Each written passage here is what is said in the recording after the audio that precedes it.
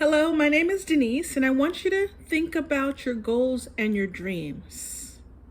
And as you think about them, I want you to think about what you want to do with your life, your personal life, your financial life, your career, your business, becoming financially free, and your social contribution.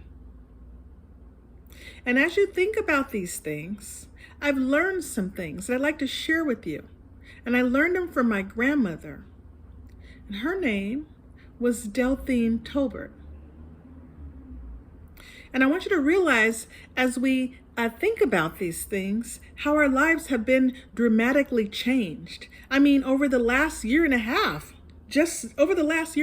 things were turned upside down. And so this thing called life, it can be full of disruptions. This thing called life, it's not easy. This thing called life, it is uncertain. But that's a part of it. That's a part of it. My favorite book says, "Think it not strange that we face the fiery furnace." It says you will. It doesn't say you might. It says you will face tribulations.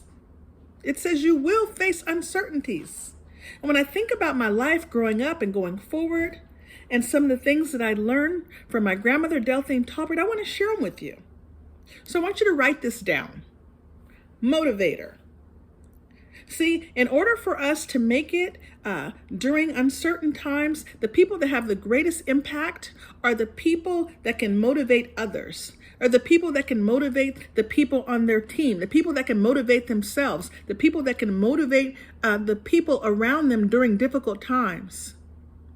Because the reality is, you don't require any motivation when things are going well, right? When you got money in your pocket, you got money in the bank, your relationship's going fine, your job is going swell.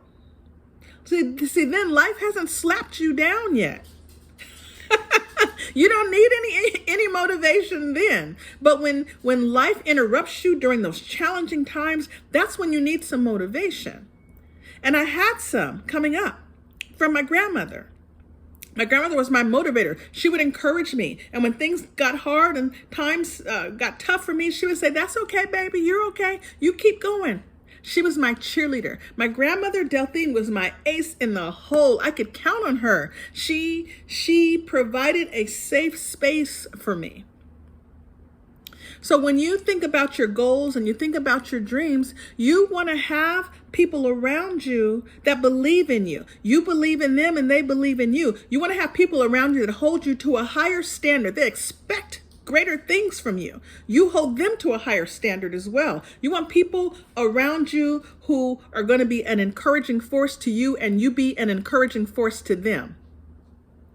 And finally, you want to do like Iyanla Vanzant said. Iyanla Vanzant said, "Give to yourself until your cup runneth over, and then give to others from the overflow." She's talking about self-love and remembering to love yourself too, because you gotta value yourself as well. So ladies and gentlemen, my grandmother, she was a motivator, but she took really good care of herself.